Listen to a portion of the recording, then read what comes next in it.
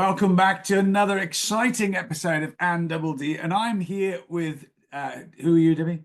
Oh, geez, Dave, you really do need to build this intro into something a bit more succinct. I'm Debbie Halls-Evans, and you are Dave Evans, and I'm going to let you introduce our guest today. Yeah, it's really cool because you are the first Premier League football player to come on the podcast. I mean that's got to be right up there, hasn't it, Mr. Matt Jarvis? So tell us, Matt, a little bit about what you're about and where you've played for anyone who knows you. Yes, thank you. A huge honour to be the first Premier League player.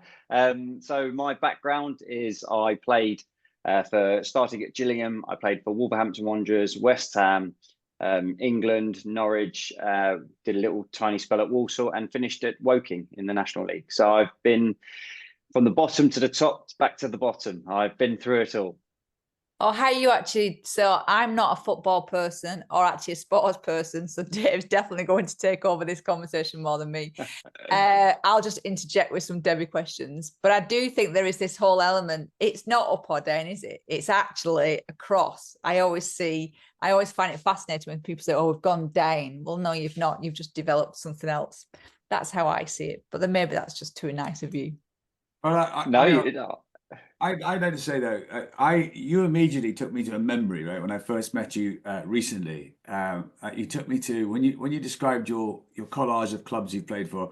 I had this thing go off in my head, Stevie Bull, which I haven't thought about for probably however long it was since he was playing. But Okay, Dave, what does that mean? Because I'm sat here going, I don't know what that means. Can you explain what it means? Yes, so Steve Bull was a legend at Wolverhampton Wanderers, a striker, played for England, superb player for the club, and I was the first player after Steve Bull, which was about 20 years later, to play for England at Wolves. So it was a huge honour for me, but also I'm sure he wasn't too thrilled, but I was thrilled for sure. So during your football career, Matt, as we look backwards, I'd like to ask you two things. What's one of the many proudest moments that stands out to you the most, and what have you taken from it? Fantastic question, because I could talk about it for ages, but the standout moment has to be for me is playing for England. As a kid, it's maybe not for you, Debbie, but for every, I suppose, kid that I knew growing up was to play football, and then to play football for any professional contract, but then the pinnacle is playing for your country or for your national team. And for me, it was exactly that. That was the dream. And my time playing for England was at Wembley. I could have been anywhere in the world, but I was at Wembley. So I had 85,000 fans there. All my family were there. All my friends were there. So many people that were supporting from a club level that either I'd played for or was currently playing for, or even in the future. There's so many people that have said that they were there at that game. And so that has to be my pinnacle, my most memorable moments. Phenomenal experience. But I could have used so many different examples, even just my debut for Gillingham at 17, because I'd been released a year before that, been told I wasn't good enough. So to having that year gap from being told you're not good enough to playing in the first team at a championship club was phenomenal, and that's where it sort of all started for me. And it's gone, Debbie. No, I was just going to ask. So I find this really fascinating, I wonder how many times I could actually say this, not being aware of football in this whole conversation. But for me, it's really fascinating is that you talk about having that aspiration. And I do think it's, from a sports perspective, to be able to represent your country, how would that translate in other elements, do you think? If I'm a coach, what would that be for me? Just a thought. Anyway, yeah, it's the pinnacle. It's what there's I think my son actually asked Alexa about 2 or 3 months ago. It was like how many people have played for England, and it was like I think now there's about 1,000 people, but that's over the last since the England team was formed. And I am one of them 1,000 people. It's incredible. And you have to sometimes pinch yourself, and because I never looked back. And when you play or when you do anything in industries, I I never looked back. And I know we're going to go on to retirement, but I never looked back. I was always looking to the next game. You're always striving for the next game, or for the, if you've got a run of games coming up, you focus on the next one. And then if you've got a little knock or an injury, you're focused on getting to the next game to play that one. So you never really get a chance to look back and think and put your arms, cross your arms and go, wow, that was something special. You're fully concentrating on the next one and that drive to succeed again. So, sorry, Dave, one more question and I will let you go. This one question I'm fascinating. So I would be a viewer, an observer, a spectator watching you play England. Your experience is going to be so dramatically different. Do you stay, so in that match that you played, did you stay very present, or were you thinking of other things? What is it that you experienced? Because I think that's the bit that it's a great question, because quite often when we're coaching, we'll talk about, if you were using a football analogy to learn perceptual thinking, you would say, are you in the stand? Are you the chairman? Are you on the side of the pitch? Are you the coach? Are you one of the coaching team? Are you actually the linesman or lines lady? Are you on the pitch? Are you the referee? So you can use that whole structure. So I can't wait to hear your answer, Matt. Yeah, I mean, I went through everything, I promise you. So I was on the bench. So I was, during the game, I was warming up as much as I can. That feeling of, actually before the game, I had that feeling of just being present, because you walk out into the stadium, the stadium is huge. There's so many fans there. And obviously I'm playing and warming up with England. So there's all of these famous players that are all in, just warming up, just doing passing drills, everything. And you're so focused on in that moment of just sort of I was trying to embrace it all and to sort of bring it all in so it doesn't ever leave me. And then you sort of get through the game as the game goes on. I think the first half I'm a bit more relaxed, because I'm sitting there and I'm thinking, realistically, I probably won't get on now, because it's the start of the game. Unless there's an injury, then I won't have that opportunity. So as soon as half time's been and gone, I'm mentally preparing myself to, if I get on the pitch. So I'm running up and down in the corner, getting myself ready, and I'm constantly looking back at the team or whoever's going to be shouting down. And I remember as soon as I got that call back, I remember like pointing at myself, and they were like, yeah. And I was like, and I sprinted back, and I was just fully in that, right, I'm coming on, like shirt off, getting in there, standing there telling me what I'm supposed to be doing on corners, set pieces, everything like that. And once that was done, I just remember standing there, the ball's gone out, the sign's gone up my number, and I'm standing there just thinking, don't look nervous.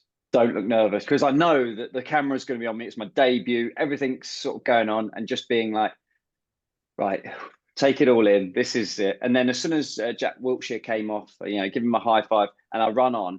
And then my first initial thing was, I've done it. No one can take this away from me. I've played for my country. This phenomenal. And then I know it sounds boring, but you go into normality, and it's normal. I go into game mode, and I'm into the game. I've got a couple of good first touches, and I feel much more relaxed, and I've got into my flow. And then I'm not thinking about anything. I'm thinking about the game, and I'm just in that. I've done it for, at that point, I don't know, 15 years. So I'm just in that day-to-day of normality, of just getting through whatever it is that I'm trying to achieve in that game, with the other outside influence not being involved.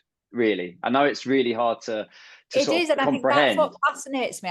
When you watch a sport, and again, I'm literally watching it from a very naive perspective. I'm thinking, God, that's somebody's son out there, or that's somebody's husband, or that every person is seeing it completely differently. But that whole sense of, how does an athlete switch that? How did they get to that point where that external, because the noise must be phenomenal. It's really funny. It's really funny though, because as a fan of football, I consider most things in the most microscopic detail as an ex-rugby player and cycling fanatic. So I've learned to do that, but I'd never considered, even though I've noticed the amount of stupid faces players pull when they come on. Right. And then they do this. It looks like a nonchalant response as they're running around, or they might do this, Matt, right? All right, okay, put their tongue up in the corner, and you go, what do they do that for? And actually, what you forget is because they're having internal dialogue, they're settling themselves down, they're getting into the groove like you did. Because if you're listening to this, you gave away a lot of clues there about how you actually felt. You managed to grab the moment, you took the field, and then you got into this normal routine and mindset. I can't miss the opportunity to talk about. I bet England fans all over the world were so happy to see somebody come on and make some really good touches. That's really good. Really good. Can be rare sometimes, right? So well Anyway, Matt, done. Yeah. in regards to is how do you, so knowing that 15 years experience, knowing that that England match was this pinnacle, nobody can take it away, how is it the same feeling that you're in Wembley but you're not, because you've managed to develop the skill of the external doesn't become the driver of the result? Can you do that? Is that what happens? Yeah, I definitely think that's exactly what happens. There's lots of preparation. There's lots of mindset. There's lots of preparation that you can do before. I try and visualize stuff. I have other positive reinforcements before I go onto the pitch. I watch clips of me doing things well, like scoring, taking players on. I was a wide player, so for you, Debbie, I was the one that would get the ball, try and take people on and create opportunities, or try and cut in and score, things like that. So I would watch positive reinforcement before the games to get myself ready and focused for that moment. But once you're actually on the pitch, it's really hard to describe for anyone that hasn't done it, because yes, there's so much going on around you, but you are in the moment of completely and utterly involved in what you're doing. And whether that's, if I'm defending, I have to be in a certain position, I have to follow and track my runner, I have to help out my fullback, I have to help out my midfielder. So you're constantly involved in all of that you don't see or hear everything else that's going on. It's only as a wide player, again, I was on the pitch, it's only when you're taking corners, or if you're free kicks, or when I receive the ball, there's that expectation and that lift from the crowd that they want you to do something, which I absolutely embraced. If I felt that lift from the crowd, it made my mind up totally that I was going to go and take someone on. And that's this part that you can sort of have a bit of a change from the crowd and that outside influence. But for the rest of it, you are so consumed in the game and what your role in that team is about, and whether that's attacking or defending and set pieces. And there's so many other little bits that go on that you don't really have a chance to have everything else that comes with it. It's only more you can savor the moments when the ball goes out of play, or or if there's a big chance and you can hear the crowd roar or something like that you can get involved in that side of things. But for the majority, it is just a mindset, and you're all consumed in what goes on. Yeah, I love it, because I also do think just in life, right? How does that translate to Matt off pitch? Can you do the same? Can you literally be so focused? Before you answer that, Matt, I think there's another moment here worth honing in on, right?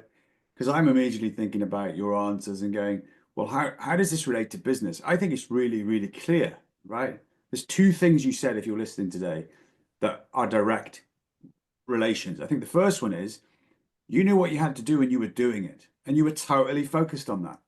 You were giving it your fullest of attention, and the periphery things that you had to consider in that picture. I think in business we could do that. And the second thing is when you heard the expectation of the crowd, I immediately started thinking leadership. And does a leader in business today think enough about Matt, right? That what their people are feeling, like the crowd was, do they actually think about what you need to do at that moment to serve them, right? Like you would have done, and but for you on the pitch, that goes wrong probably 7 times out of 10, and those 3 moments, the crowd goes crazy, but you still got to do it, right? In business, we could still learn that. Debbie, let's come back to your question for a sec about how do you do that at home? That's a good question. How do I do that at home? Sometimes I think that my wife sort of thinks that I can mentally or emotionally maybe sometimes just switch off and cut it out. And I think that is down to my experience of my life, I suppose, during my childhood, going into sport and going through that whole cycle. And I think that I can compartmentalize a lot of things, and structurally I can just put one thing there and the other thing over there and deal with one and then the other, or whatever way round it needs to be. I'm able to sort of put myself out of the box a little bit and have a little overview with with what's going on. I think it's sometimes it's actually quite hard to describe, because you sometimes being that third person, to having a little look around, being able to not be just all consumed by one thing and not see a lot of other things. I do feel like I am that in a lot of things, though. I am all consumed, because it takes, once I'm in, I'm 100% in. That's my sort of mentality, I suppose. I'm all or nothing, and I'm so sometimes I do find it a little hard, but I can compartmentalize a lot of things that's just structured, so that I can break it down into parts that I can actually deal with. Marvelous. It's really good. I like it. I also want to know, before we look to the current phase, what were, or what do you recall, reflect on, were the worst grounds you played at? And it doesn't matter. It doesn't matter at what level, that where you felt it was like a cauldron. Can you? What was the worst ground? So I wouldn't ever say that I had a worse ground. I had grounds that I didn't necessarily play that well in, which sometimes mentally that can affect you when you go back. I mean, I always used to, I played at Charlton at the Valley quite a few times, and I never really had a great game. We did okay, and we had some really good games as a team, some incredible moments as a team. But for me personally, I never really had a good game there. So sometimes, subjectively, just that little bit going into that game, I'm thinking, I haven't really played that well here before. So you're sort of either building yourself up too much so that you're never really going to get there, or you play yourself down and you still won't get there. So there's definitely areas like that. But I've been to a few grounds that are not particularly nice. But I actually really enjoyed, as I mentioned before, I played on the wing, so I was so close to the crowd. I loved the old school stadiums, like the Goodison Parks, the Upton Park, Goodison Park, Upton Park, because they're so close to the pitch, and you can, at corners, they literally can reach out and, either pull me into the crowd, or, and you can hear absolutely everything that they're hurling at you. But for me, I loved it. If I was having a really good game in an away stadium like that, and they were giving me all sorts, I was thinking, well, must be actually playing quite well if they're hammering me. So I took it as a compliment, and then I was able to sort of use that to my advantage, and they would be hammering me, and I'd sort of look at the crowd and smile, and then they would absolutely lose their mind even more, because it didn't affect me on that side of things. But all of that is just getting used to it as you get through. I think it's not something you can just go in straight away and be like, oh yeah, I can do that. It took me quite a few years to understand that it doesn't actually matter what all of the crowd are shouting and screaming at you. You've got to focus on what you've got to do. But at the same time, sometimes little things can trigger you, which actually have a positive change. There's also negative ones, but I was quite good on that side of things. I didn't ever get sent off, so that was a good thing. But I think sometimes it's handy to have a bit of anger and that sort of determination inside of you, that if something resonates with you that someone says, you can go out and use that in a positive way. So Debbie, go ahead. Oh, thanks, Dave. I really appreciate the permission. Matt, just in regards to what you said about triggers, and I think this is really interesting, because it will take Dave to his actual question that I think he wants to explore more with you as well, is knowing that you can be connected to somewhere where it's not been as positive, the experience or the result, whatever that might be, is when a footballer, how I see it, has a very short career. So if you think about it, I was talking to Dave this morning saying, we've already had a corporate career, or a career of over 30 odd years. That is tiny. The footballer is small. And then they say, oh, now you're retired. Is that a trigger? Is that like we're already said, right, you're no good, actually, you've now retired, you're done. What happens in that moment as well? Knowing that experience is not a forever experience. You're not going to be on that pitch for the next 50 years of your life. Oh, that's a minefield, to be honest. When you're playing, I remember getting in the first team at 17, and I had quite an older change room. They were like 30s, 32, 33, and they'll all be saying to you, it goes so quickly. You got to, do this. Make sure you got something ready for after, and you'll be like, Shut up. I'm 17. Well, I've got ages. I'm going to play forever. You know, that's your mindset Yeah. at that age. And then as you work through, you sort of understand that, you know, it isn't going to last forever. And I had a more of a difficult sort of transition towards the end, because unfortunately I had 4 operations in 3 years towards the end of my career. So you have a bit of perspective in life. I just had my son. I was living away from home. That sort of side of things gives you a little bit more of an understanding that actually you can't play forever. And I think, yeah, I had that realization, and you then start thinking about stuff that gets after football, and that's really hard to deal with, if I'm honest, because you're so and you can get the really small violin out, but you get told what to do, where to be, you know, what to bring. Everything's done for you, really. And then you have structure, you have a routine, you have everything planned out for maybe a week in advance, maybe a month in advance. You have a thing up on the team board that says you're in this day, you're off, we're traveling, everything's done. And then one day you wake up and you've got nothing. You literally have nothing. You're not getting paid, which is another big realization. But you've got no structure in your life. You've got no, oh, well, today I'm training, next day I'm not. I've got nothing. So you then have to bridge that gap of having to have something. That I love a routine. So even like silly things, I'll say to my wife, oh, can you just write me a list of what needs to be done today, so I can check things off? I like to have that sort of understanding. But it's a real difficult part of that transition from playing to not. And I think that's, you know, unfortunately, I was very privy. I was on the management committee of the PFA, which is the Professional Footballers Association.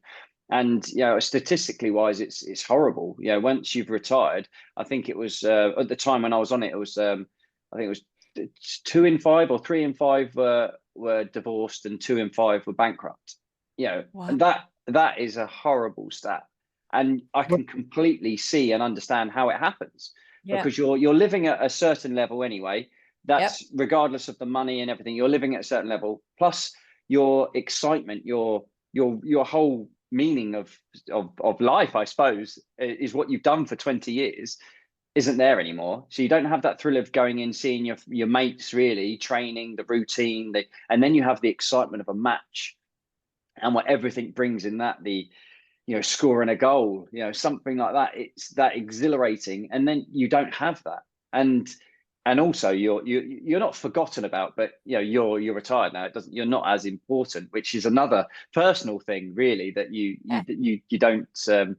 It's hard to deal with as well. So you have to have something to go into, and I think that's the only thing I could give to players, is having something to transition to once you are retired. As we say, that transition is massively important, because you can see how it could spiral out of control. It's interesting because I watched the rugby show that we mentioned before we pressed record today, the Unbreakable England 2003, and it's a great show that shows what's happened to them, who won the World Cup in their sport, and they're talking about exactly what you just described. I posted about it yesterday: depression, dementia. I think I'm right in saying nobody has committed suicide, but we're close.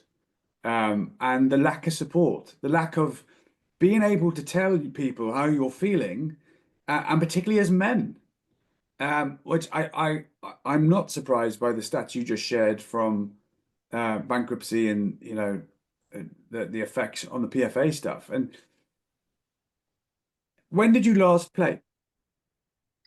Well, officially, it was about 3.5 years ago.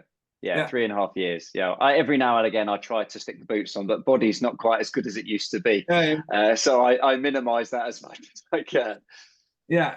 So you're a World Cup 4 years period almost, aren't you? As in that kind of time period. I mean, how did you navigate it though, personally? Because one of the things David and I spoke about is footballers have this lifestyle, and then suddenly, like you said, you don't get paid anymore. How did you process those low moments as soon as they were hitting you? Well, I think for me, everyone's completely different. But in my personal situation, because I had a few injuries towards the end, I started to do some of the media and the punditry side of things already. So I was building in that side of things to my career. So once I sort of decided that enough was enough anyway, and also for me, it was really important to go out on my own terms rather than being told that I had to retire. I want to retire on my own, just to add that in, because that was quite a strong belief of mine that I wanted to achieve, which I feel like I did. And it was definitely the right time for me, even though I wish I could have carried on. But that side of things it's really, it is all about the structure. And I think that's that purpose and that belief and everything that I mentioned before, that is critical in the way that you think. For me, having that media and the puntary side of things, I was also an ambassador at West Ham, so I used to go to most home games and be a part of that. And you're then with people that are going through the same thing, that either were ex-teammates of ours or even just affiliated to the club for whatever age difference it is. But I actually found that I still massively missed playing, and I wish I could still do it. But actually being that side of things was all right. It was only when I had to go sort of pitch side and your feet are actually on the grass that I really craved playing. So being the other side of or in the stands or in the studio or doing the commentary, I was come to peace with it, and I was able to just enjoy that side of things. And professionally, I was a much better player when I retired, because you can't prove anything. Dave, I think this will be an interesting one. So when Dave did Ironman, we all explained to him afterwards how emotional it was actually being the spectator and watching him go through that. And I think it also picks up on your point before, as you're so focused, you're in it. Actually, you don't have not the capacity, but the desire even as well to expand that view, because you're just going to get through. The following year, or the year after that, he then became a spectator, and he said, I cannot believe the difference of emotional response, the difference of how it makes me feel just watching other people. Did you experience that, and do you experience that being a pundit and actually seeing, do you see things differently now you're watching it as a spectator? Yeah, there's two sort of massive points to that. I feel like I have a whole new sort of found respect or something like that for my wife, my mum and dad, or anyone that, because that side of things, you are, as you say, you were tunnel visioned a lot. It was always, we had a thing in the kitchen before, and it was like, this marriage is interrupted because of the football season, and that was. That unfortunately that was true. It was football first, and that's horrible to say, but it was. And so you have that newfound respect of even just, I'm solely focused on playing, but the whole big bad world around it is what they're living in, and they're in the stands and hearing people shout abuse and doing it. So I don't really hear that as much as, or maybe I hear it every now and again, but I don't. They're all consumed in that. So I get that side of things, definitely. But for me, as you were saying, from the other side, looking at players, and I know exactly what they're going through. I've been through it myself, so I can understand like the reasons why they might have done something or why they haven't done something, or if they're nervous, or if something's happened. I can have an understanding of why. And whether that's good, bad, or indifferent, I think that I can have that inside knowledge of why and what goes on in the change room, and what maybe the manager might have said, or even like in the press, you see it come out and people give an interview after, and they're saying, oh, why has he said that? Well, actually, there's a team behind him that's in the media telling him, don't say this, don't say that, be positive on this, be positive on that. So, and you come out and you can really see what goes on, and other people don't have a clue. And sometimes that's why the media is brilliant, but it's also, it can flip everything that you say. So it's a learning curve for sure. But for me afterwards, definitely having that. I mentor quite the academy players at Wolves, and their transition from academy to the first team, hopefully for them. And I am in a really fortunate position. I've been through every emotion that they're probably thinking or going through. I lived in digs. I've gone through people telling me I'm not good enough. I've gone through playing in the first team. I've gone through not getting picked. I've gone through promotion, relegation, the whole thing. And just to be like, I understand, and actually then fully believe that I do understand is a huge part. Now, I have a really serious question. You talked about your ambassadorial work for West Ham. which I think is terrific. And I think I was actually singing "I'm Forever Blowing Bubbles" yesterday, right? For no apparent reason. But I always think of the fans at what was Upton Park. But you played for England, all of these things we've heard about so far. Do you wish you got selected for Richmond FC? Funny-ish. We did a thing with a few of the ex-players, actually played against them and had like a joint thing. And don't worry, we did beat them in a five-a-side, so it's all right. But they're great guys, and it's a fantastic show. So It is. yes, so I think it's done wonders in lots of things, let alone the comedy and the clubs involved and West Ham's involved, which I thought was terrific, right? To see West Ham involved in that show, in the storylines throughout was great.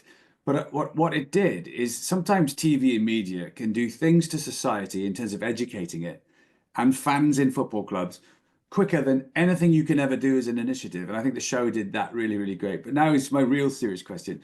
So we met you in a program with our partnership with VSI running one of our products. And we talked about something called your leadership edge. We normally call that "and what's your meaning." They're very closely linked.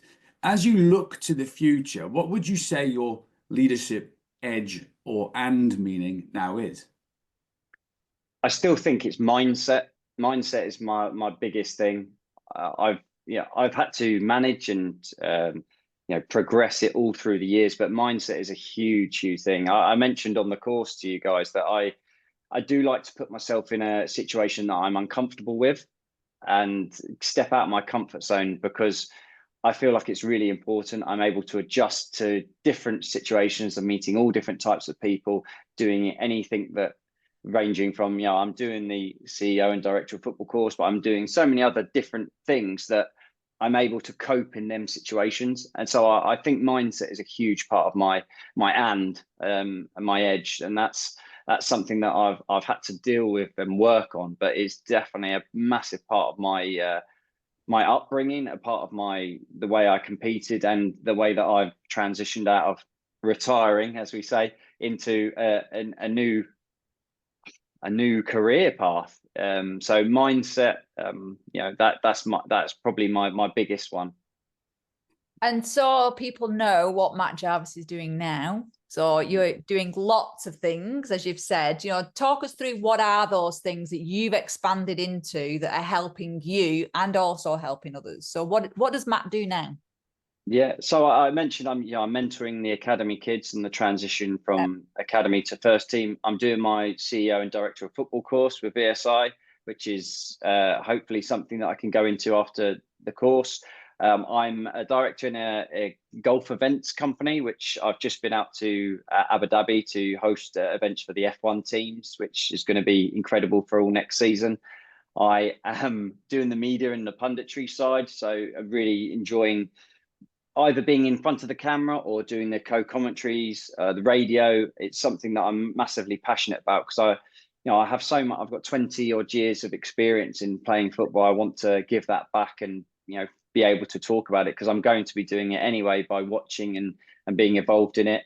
What else am I doing? I am a advisor in a startup app that's a sports psychology app called Ebb, which is going to be incredible and helping lots of people with, I mentioned before, with the process and the structure of leading into games and what you do on match days, and that being able to just get that little 1% better and improve.